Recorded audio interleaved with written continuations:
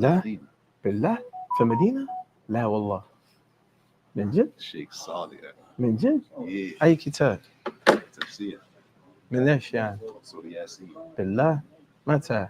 أمس. موجود أمس يا شيخ. على إذاعة؟ بالله؟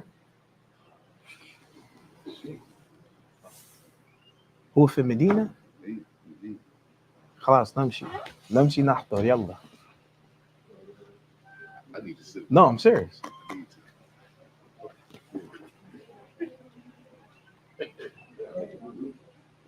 طيب.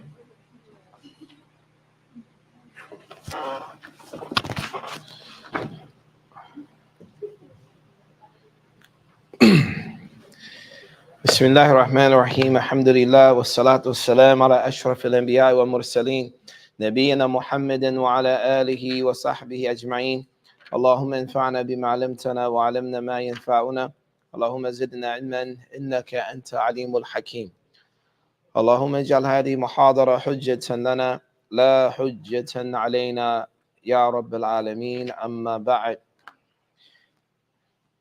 Today, inshallah ta'ala, we're going to try to cover quite a few chapters, and we'll stop right before we get to the chapter of khul'u. We'll do the khul'a in the next class, bi'idhnillahi, or inshallah ta'ala.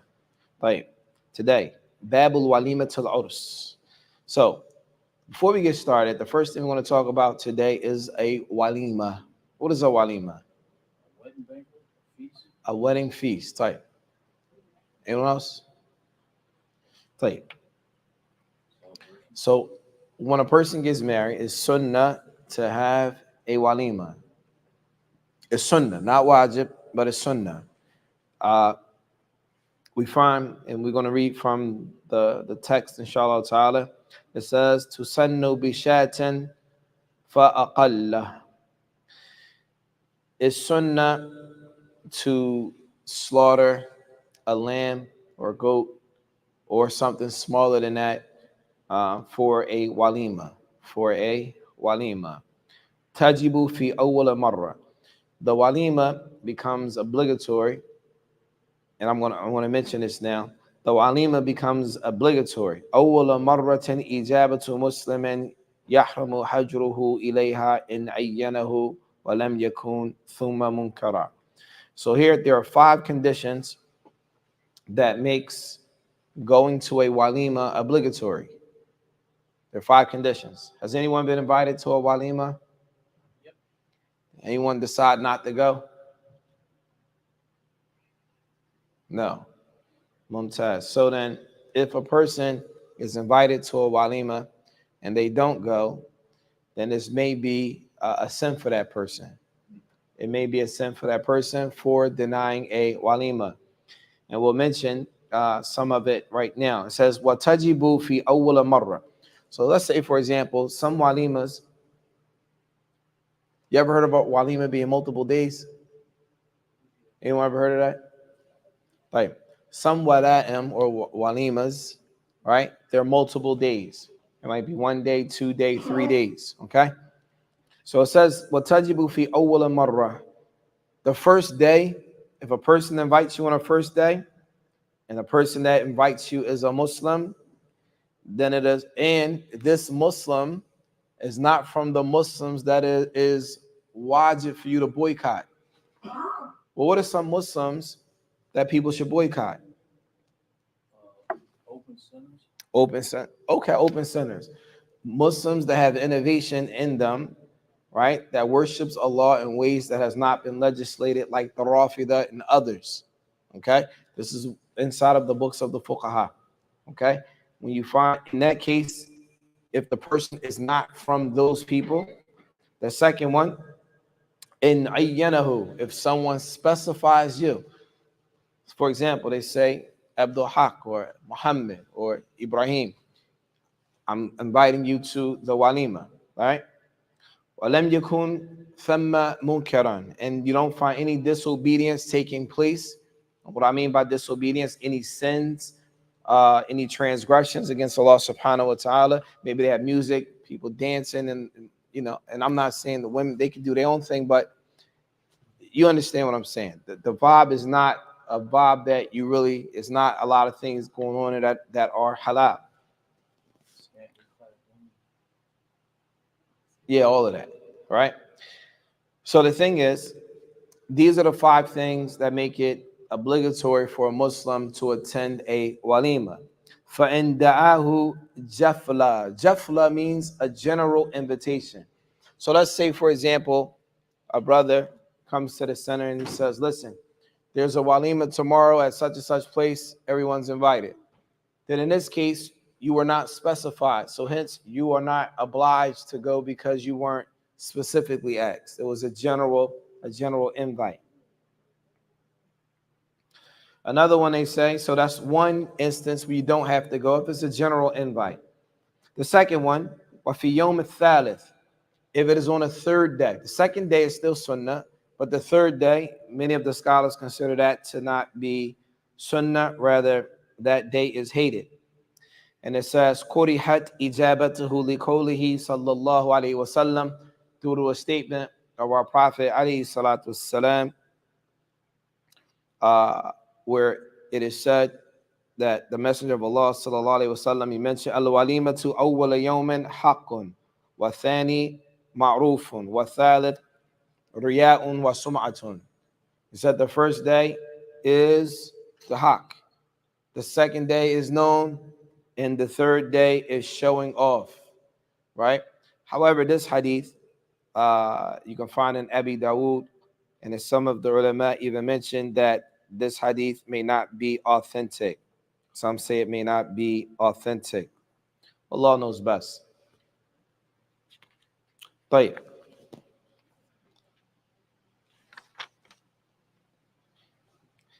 If a person is going to a walima and you're fasting, and it's a fast that's wajib, there's a difference between a fast that is a recommended fast versus a fast that is wajib. If a person is attending a walima and they're fasting a wajib fast, question, what if the walima is at night? Does it concern us if they're fasting? No. So then, in this case, the walima obviously is in the daytime. If the walima is in the daytime and the person is fasting a wajib fast, question, is it possible for a Muslim to fast a wajib fast and no other Muslim is fasting a wajib fast? Is that possible? You say yes. Give me an example. Making days up that they missed the Ramadan, for example. What else? They made an oath. Good. So then in this case, the Muslim is fasting a wajib fast. What does he do when he goes to the walima? They say he goes to the walima, he makes dua for them, wa yansaraf, and then he leaves.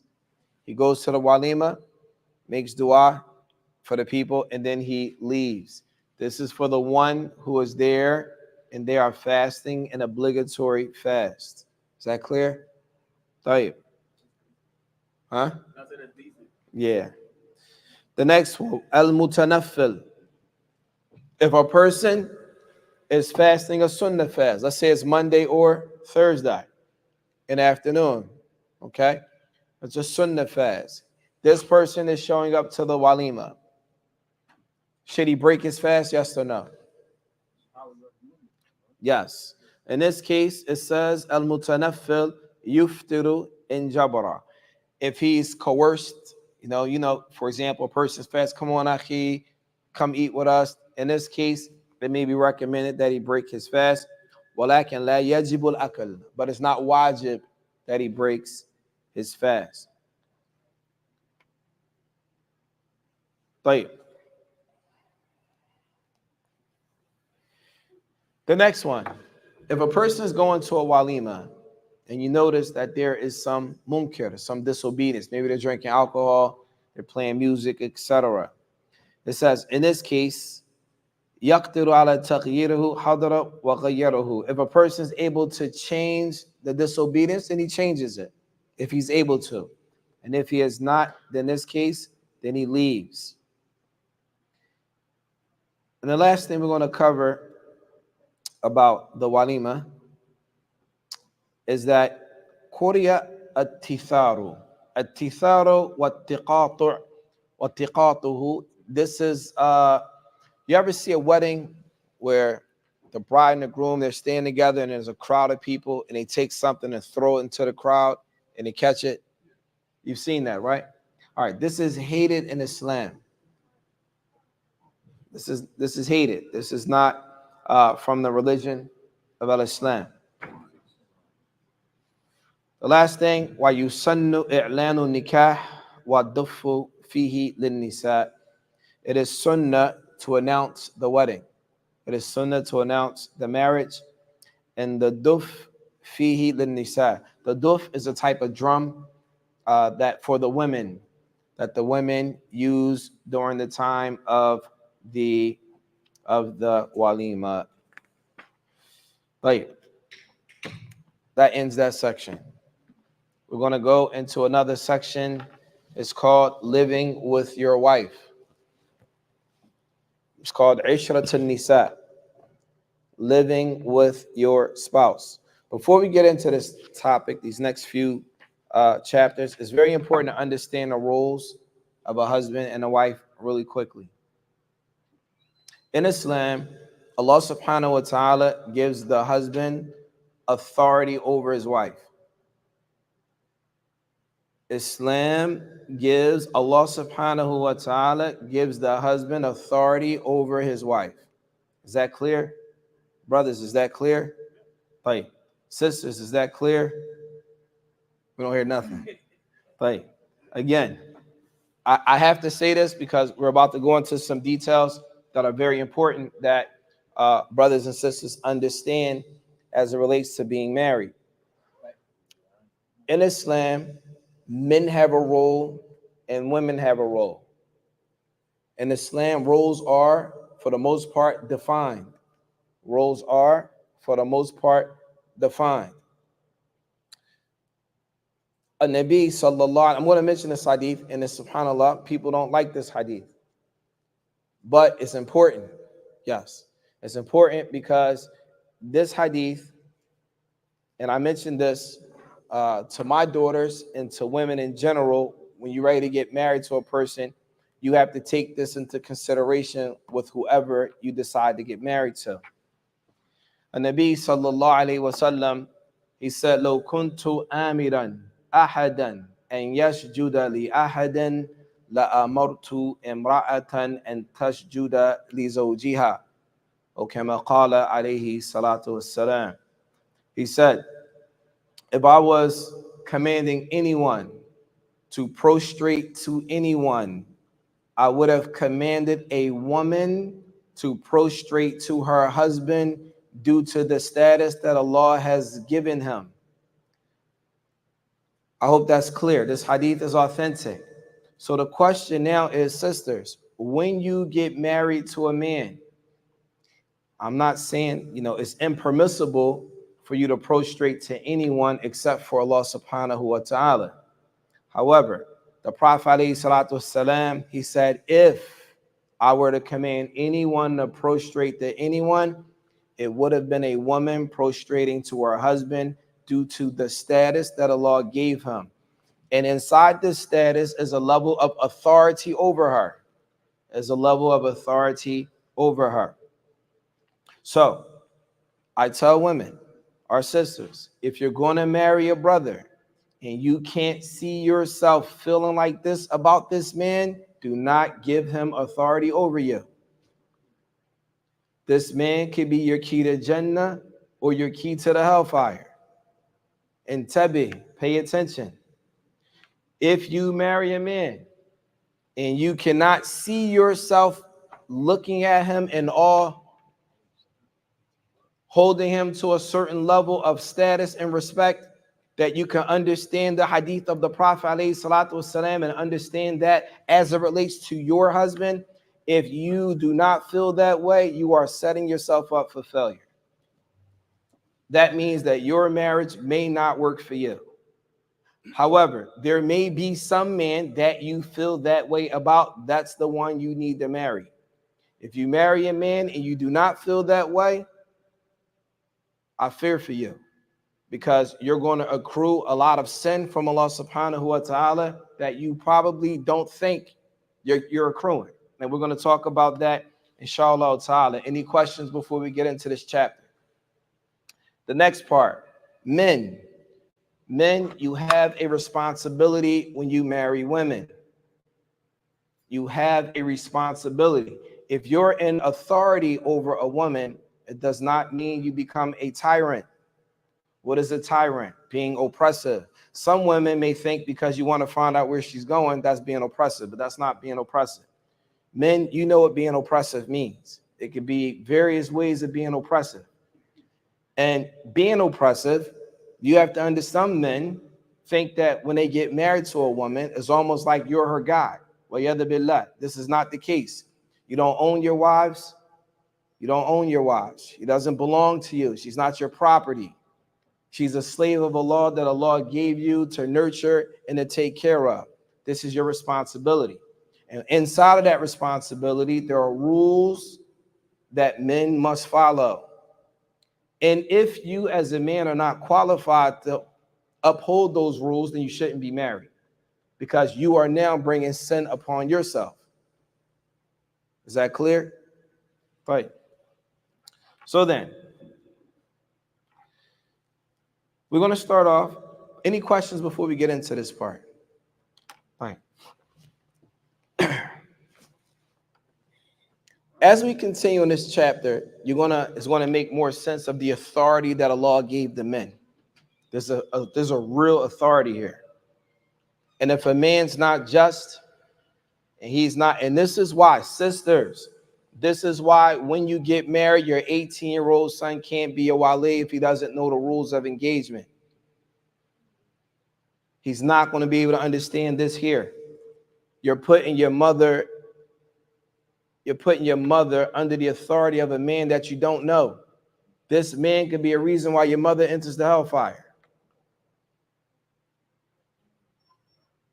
This is a serious, this issue of wilaya is serious. It's not a game. It's not a game, sisters. It's not a game. Right. يَلْزِمُ الزَّوْجَيْنِ عِشْرَةُ بِالْمَعْرُوفِ. The first thing, the author, rahimahullah ta'ala, he says that it is necessary for the two spouses to live in goodness. Allah subhanahu wa ta'ala says in the Quran, وَآشِرُهُنَّ بِالْمَعْرُوفِ. Live with your spouses in goodness. Now, ma'ruf means goodness, but it's general. What's good here may not be good somewhere else.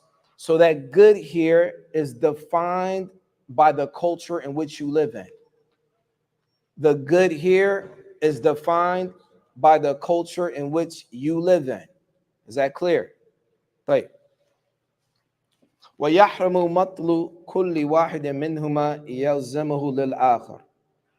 The next part is, it is haram for a spouse to withhold any obligation to the other spouse.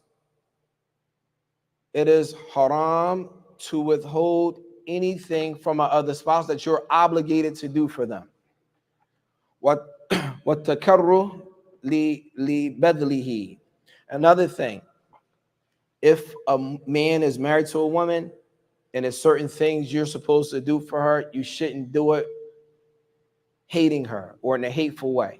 Likewise, women, if you feel some type of way about your husband and he asks you to do something, you got an attitude and you sucking your teeth and all of that, that's not good.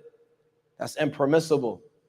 This is why we mentioned the hadith in the beginning. If you respected your husband, a lot of times when it comes to respect, many women don't understand what respect means as it relates to men. Men have an understanding of respect, and women may have a different understanding of respect. And this is why when you marry a man, you need to understand what respect means to him and what it doesn't. Because a sister, you can disrespect your husband, and we've had women come into the office and he says, you're being disrespectful, and they'll say, I don't know how I'm disrespectful.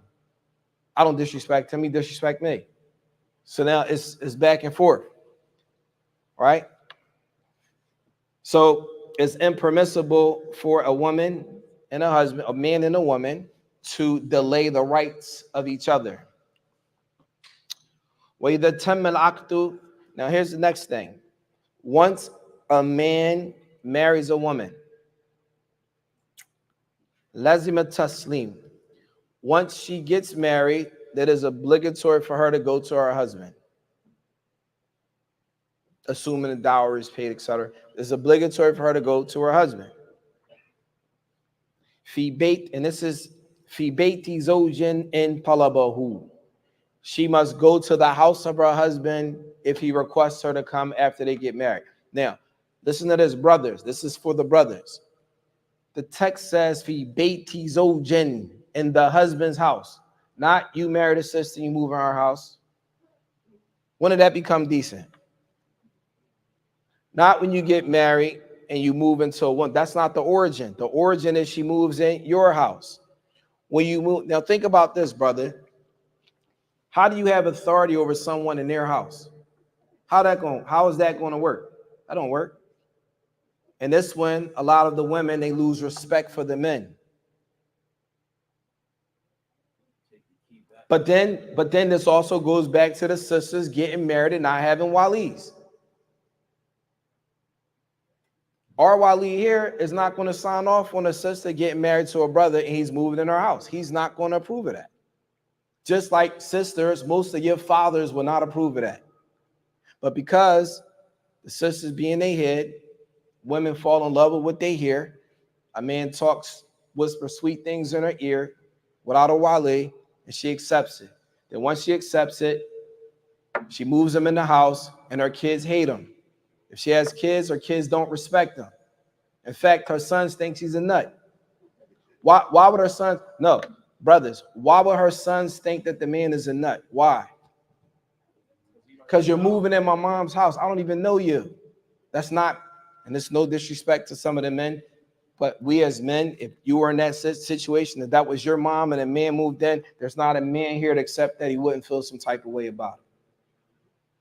Yes. They'll respect him. Like a 50-year-old boy moving into another man's house, he'll respect him more for that one. Absolutely. So the reason why I'm mentioning this is because in the text, fi baiti zawjin, when a man gets married, his wife should move into his home. If you move into, brothers, I'm giving you some game. If you move into a house of a woman, she will disrespect you. It's not if, it's when. It's not if it's when. As soon as you do something she don't like, the first thing she's going to tell you, can get out my house. You can leave my house. Just as a man, how would that feel? A woman telling you to get out of her house. And now you look, it's demoralizing, wouldn't it be? So now you looking around at her crib and all her kids looking at you, laughing at you like, yeah, mom said you better get out. You feel like a real nut. But guess what, brother? You put yourself in that situation. If it's your house, you're not going to say you get out your house. Huh? It depends on your situation. I don't know about that, Sheikh.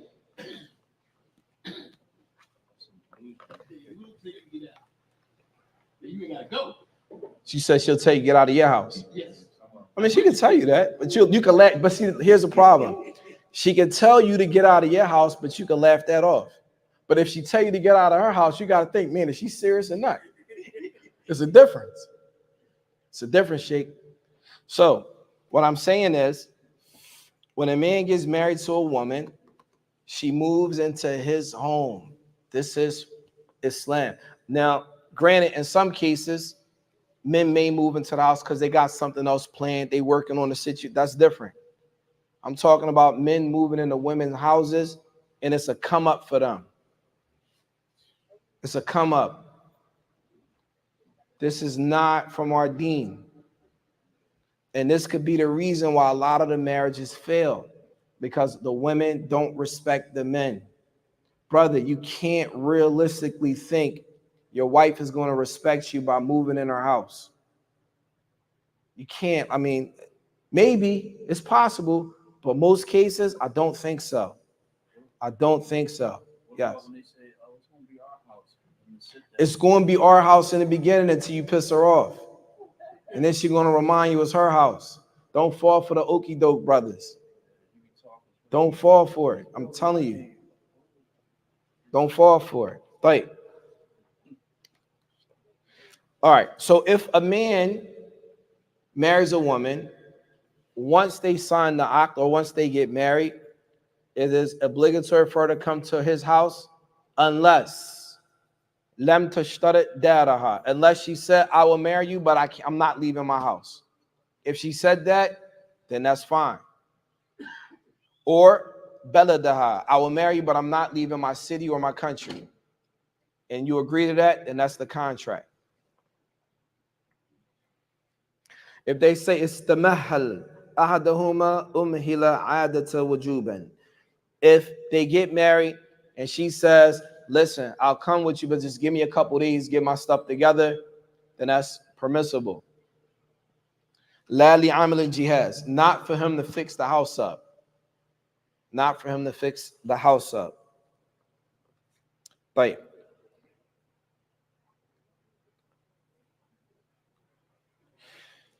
When it comes to a man being intimate with his spouse, there are two things that he must be mindful of. Number one, a man can be intimate with his wife, man lam yadurruha, as long as the intimacy does not harm her, does not cause her harm. That's number one.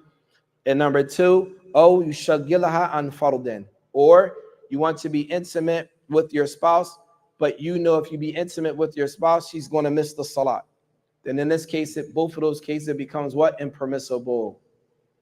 It becomes impermissible. Is that clear? So you'll be blameworthy. Oh, for sure. If you're intimate with your wife and you cause her to miss Salatul Dhuhr because you guys are being intimate, that's sinful. It's haram for you to do that. And you say, oh, we just make up Dhuhr during Asr. You can't do that. You cannot intentionally delay the Salat. In this case, it becomes impermissible. Right. The next one, وَلَهُ السَّفْرُ بِحُرٍّ. He can travel with his wife as long as she does not specify in a contract that I'm not traveling nowhere with you. So, for example, a woman could get married. She says, I'll marry you, but I must stay in my own house. I'll marry you, but you can't never travel with me nowhere. I'll marry you, but she could put all these stipulations. If you agree to them, then that's what it is. Right? طيب. It is also brothers. Yes. Let's say that you and your wife get married, you do agree. She has something, but then certain situation facilitates a change out of your control. Your drive transfers you or something like that. And so the brother said, what if she stipulated that in the contract, but your situation changed, the job changes, so you got to move cities. And let's say, for example, she says, I will marry you, but I'm not leaving my city. And you agreed to it initially. But then your job took you to another city. Does she have to come with you? Well, that's the question, right? Yes.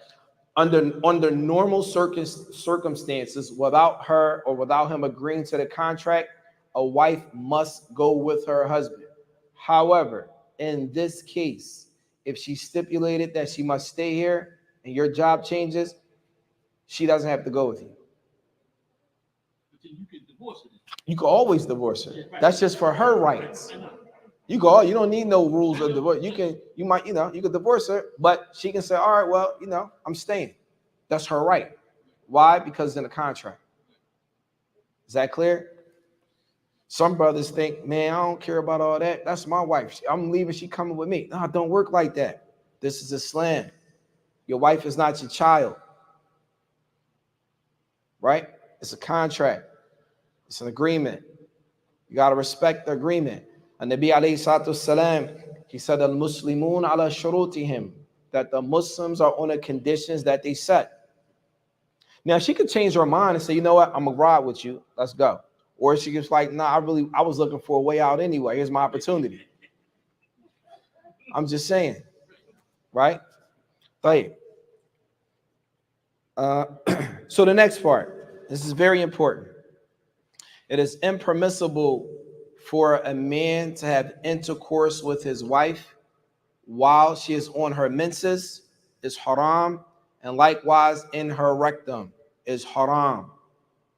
This is haram, brothers, haram, sisters, haram. This means that you are opening up yourselves for the punishment of Allah subhanahu wa ta'ala.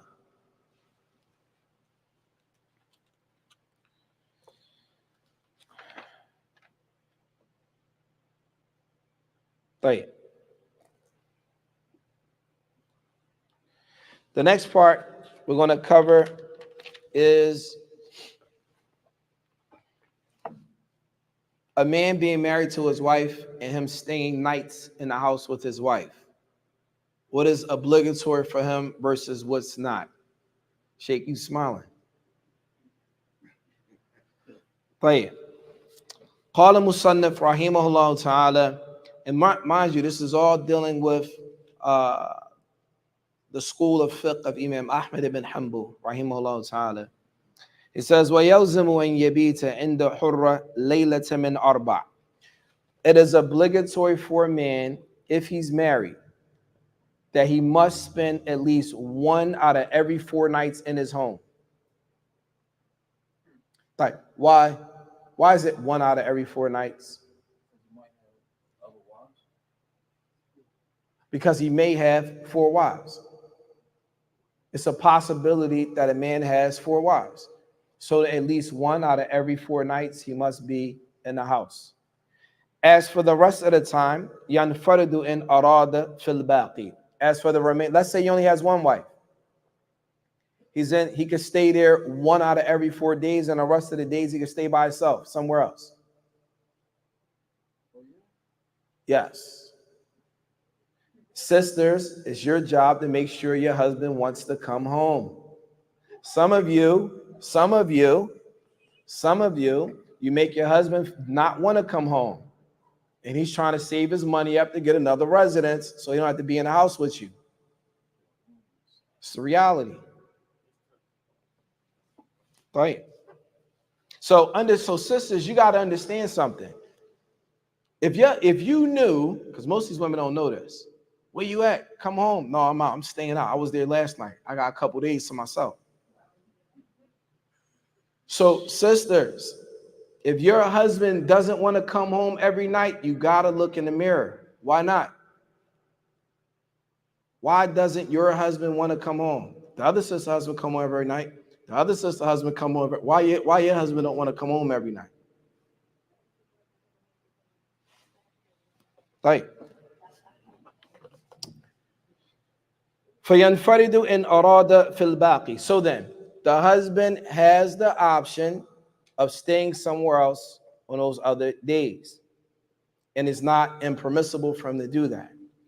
وَيَلْزِمُ وَطْءُ إِنْ قَدَرَ كُلُّ ثُلُثٍ سَنَةً مَرَّةً. It is obligatory for a man to have intercourse with his wife at least once every 4 months. If it goes longer than 4 months, she has a right to get out of the marriage.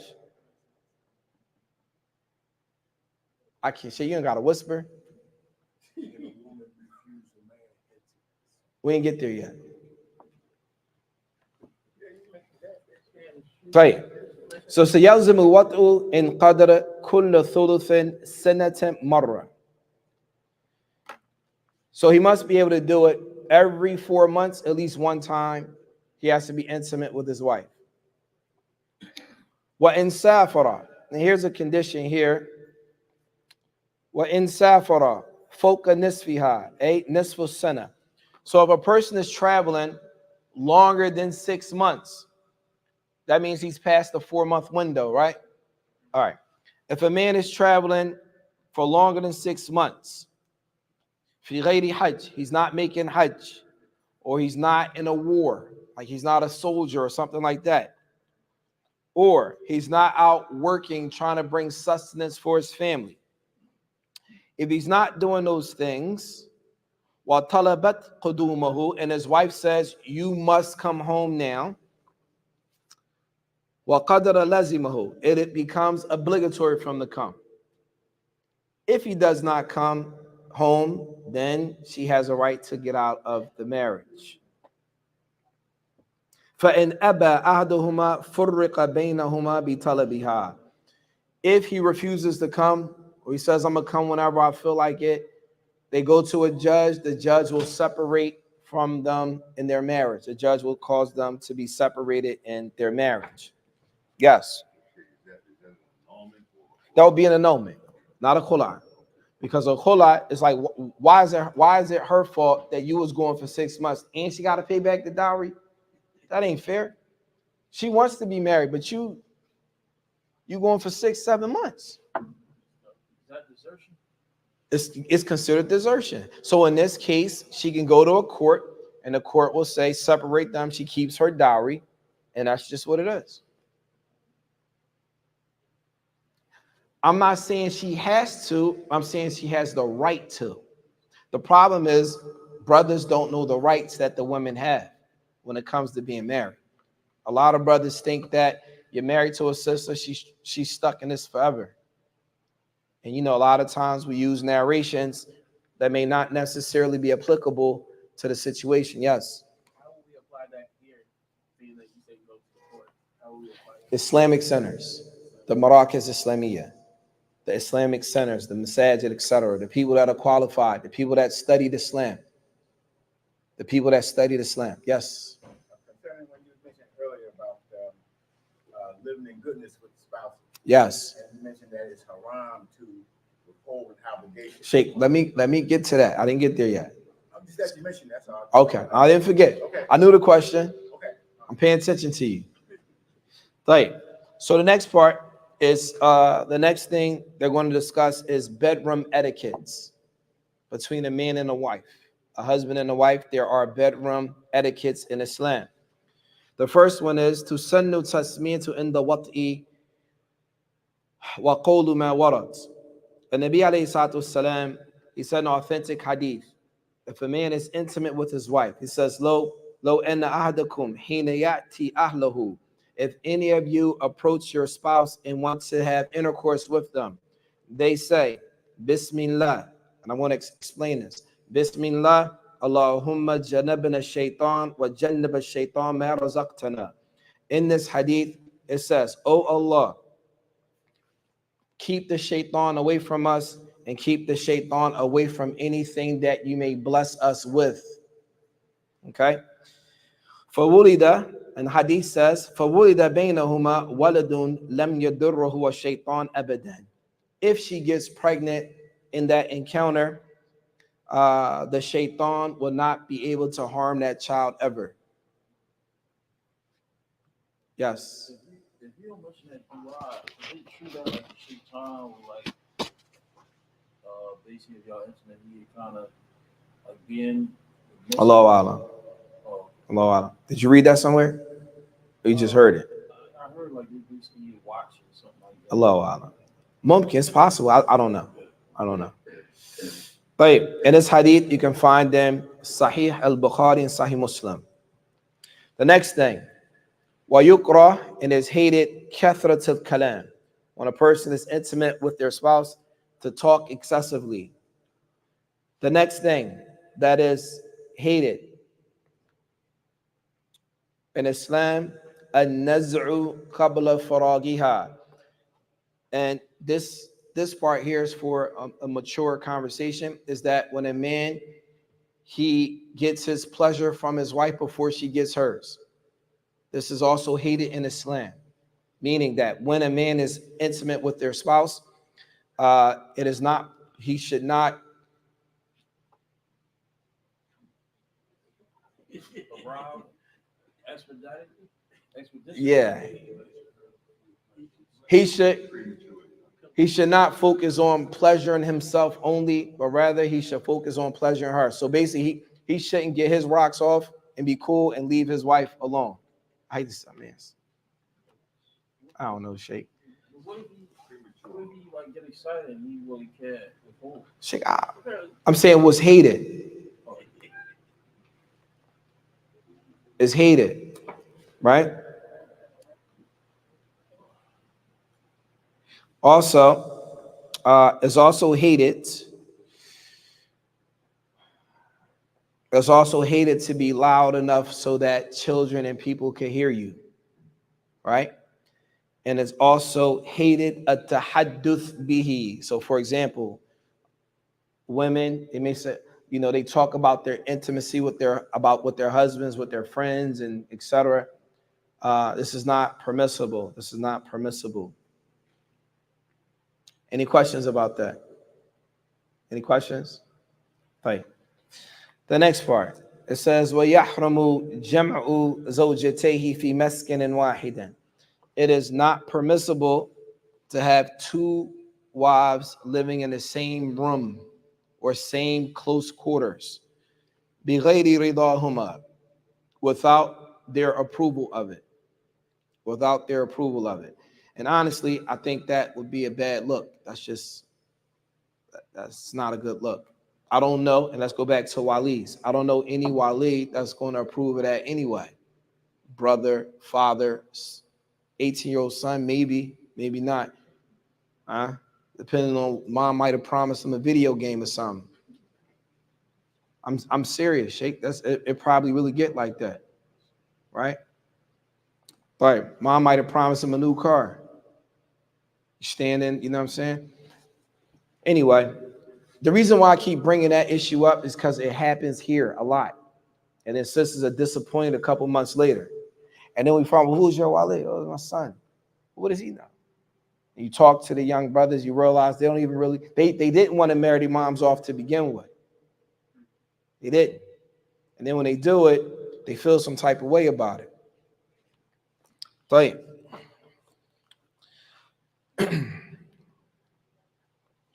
The next part is we're speaking about the level of authority that Allah gave the husband. And it says, وَلَهُ مَنْعُهَا مِنَ الْخُرُوجِ مِنْ مَنْزِلِهِ. A husband can tell his wife she can't leave the house. A husband can tell his wife she can't leave the home. Now, the thing is with this, brothers, if you're going to tell your wife she can't leave the home, if this is your wife, this is not, so you want to talk about it. Why? What's your reason? Make it make sense. And because otherwise it may sound oppressive, right? Or maybe, so if you say you don't want your wife leaving out certain times because of safety, maybe the neighborhood's not nice, maybe this and that, you fear for, you got to make it make sense. But if you just say, sis, you can't go out the house ever, that sounds crazy, right? Like, there was a situation when we were living in Saudi Arabia. There was a family there where a sister complained that her husband locked her in the house. There's some men that lock their wives in the house, which is weird.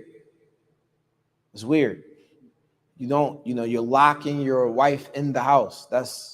So if a fire, how's she gonna get out the house? Why would you even do that anyway? Right? And yes, literally lock. And the houses overseas is the way the doors are set up. You can't even unlock the door from the inside. You lock the door, it's like a bolt shut. They take the key with them. You can't even that just sounds like a prisoner. The thing is, that's not cool. That's my whole point.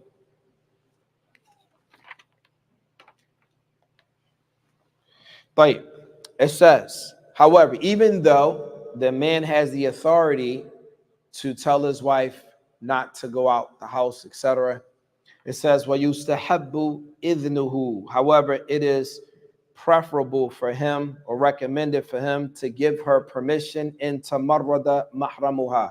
Let's say, for example, she has a family member that's sick. Allow your wife to go. It's recommended that he allows his wife to go visit her family that's sick. Or tashhad janazatuhum, or go to their janazas. وَلَهُ مَنْعُهَا مِنْ إِجَارَةِ نَفْسِهَا. And there's also the rights of the husband to tell his wife, I don't want you to work. I don't want you to work.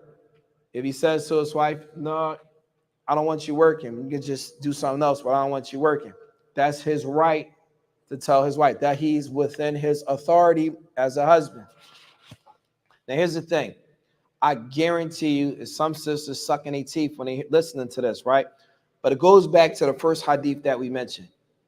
Nabi alayhi salatu salam, he said, if I would have commanded anyone to prostrate to anyone, it would have been a woman prostrating to her husband due to the status that Allah gave him.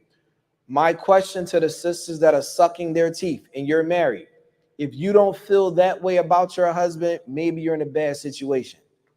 Some sisters, they're married to their husbands, and if they tell them don't go, they cool with that. No problem, babe. Whatever you want, top murder. Command me and tell me what to do. Some women okay with that.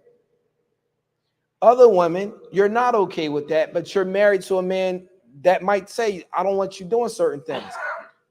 That marriage is not going to last unless you change or he changed. And sisters, in most cases, men don't change. Rarely do men change. Rarely do men change. If you marry somebody, sisters, I'm trying to change them. How many men were you able to change? Not many. Men are very stubborn.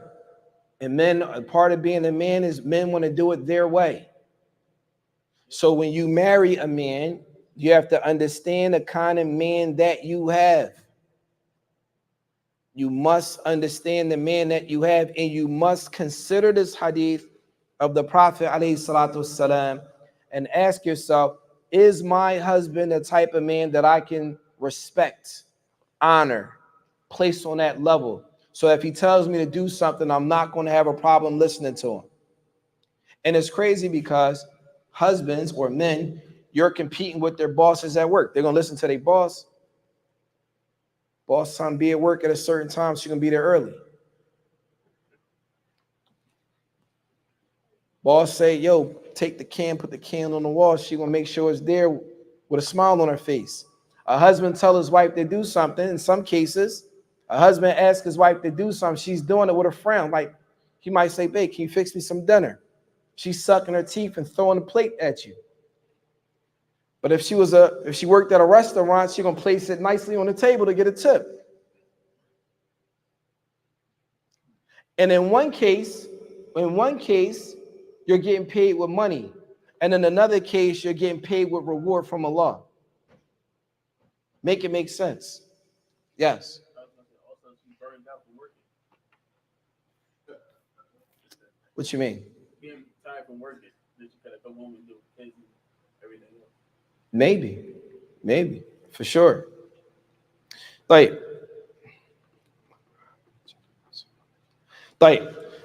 ومن إرضاع ولدها من غيره إلا لضرورة. Is it Maghrib yet? All right. The next part. Now let me say, the power of the husband is so strong is that when you look at this case here, the husband, let's say, for example, a sister, she just had a baby. She's breastfeeding her child, right? The child might be a year and a half. This is just mentioning the authority that the husband actually has, right? The husband can say to his wife, she's pregnant, or I'm sorry, she has a baby that's not his. So let's say a sister, she has a child that's a year and a half. She gets married to somebody else, but she has a child that's a year and a half. She's breastfeeding that year and a half child. The new husband says, I don't want you breastfeeding the child no more. Give the child to somebody else to breastfeed. Does she have to listen to him in that? Yes or no? Yes. She has to listen to him in that. The only way she doesn't have to listen is if there's no other way to breastfeed the child, there's no other woman to breastfeed the child, etc. Then this is called dorura, or out of necessity. But if there's someone else to breastfeed the child, like, I don't want you doing that. Because in his mind, he's looking at his wife saying, all right, the breastfeeding child is taken away from my time. I know it sounds, I'm just giving you guys a scenario, okay? But if someone, I don't want to be married to nobody like that. It's not about you just understanding the authority that the man has. That's it. Understanding the authority that, sisters, your Jannah is at your husband's feet.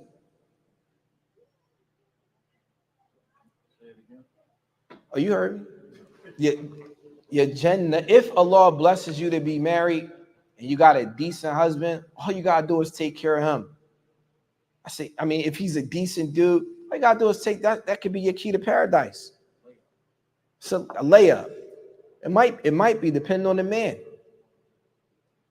Depending on the man, it might be a layup for you. It's easy. Take care of your husband. Make sure he's good. Make his life easy. Make his life easy. That goes back to when a man is married, he's only required to be home how many nights? 1 out of 4. Sister, you fighting for the rest of them nights. When he comes home, put a smile on your face. We tell sisters here, when your husband come home, have pom-poms. Be a cheerleader. I'm serious, Sheikh, I ain't playing. Sisters, if you're not married and you're trying to get married, have pom-poms when your husband comes home. Be a cheerleader. If you're not a cheerleader, there's another sister waiting to be a cheerleader.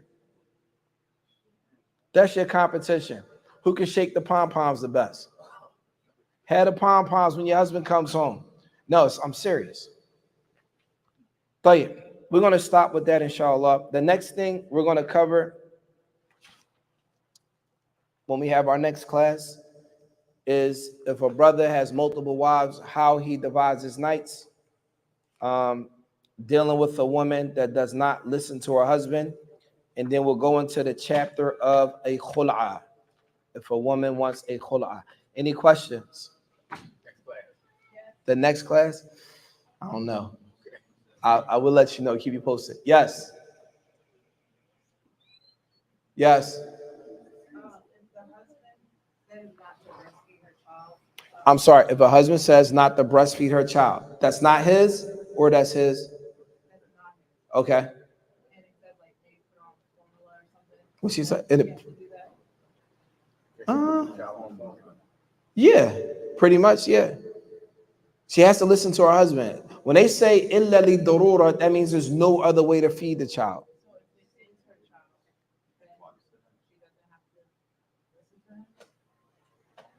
No, she has to listen to him.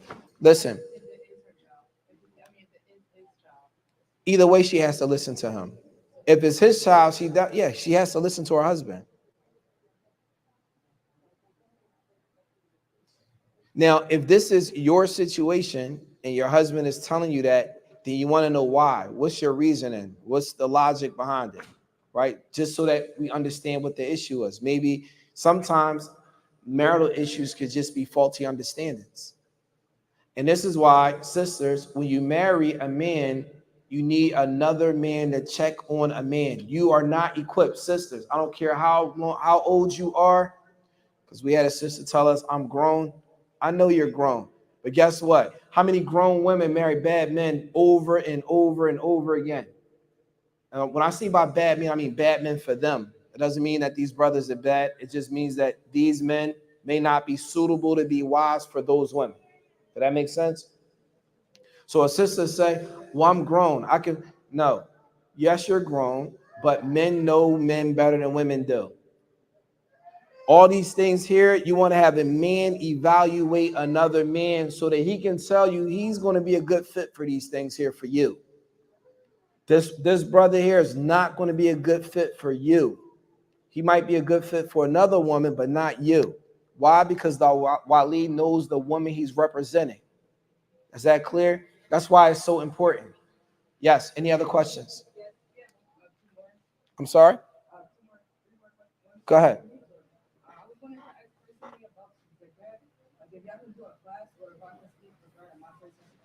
About what now? Zakatul mal or zakatul fitr? Just or zakat in general? Well, which is it? Okay, inshallah.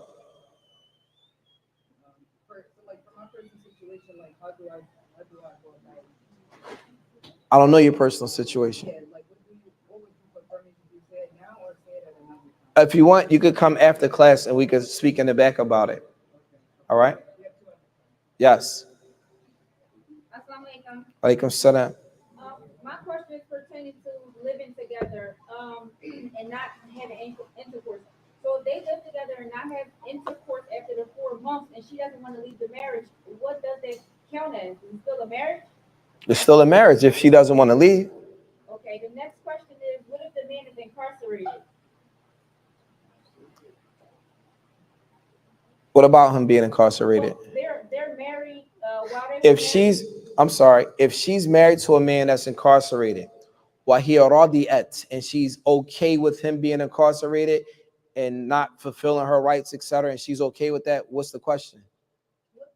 I'm sorry, the question is, if they were married before he got incarcerated, طيب. and, you know, they're not having intercourse, it's still a marriage, correct? Yes, as long as they're okay with it, as long as she's okay with it. Okay. Any other questions? طيب, we'll stop with that inshallah. سبحانك اللهم وبحمدك أشهد أن لا إله إلا أنت أستغفرك وأتوب إليك. السلام عليكم ورحمة الله وبركاته.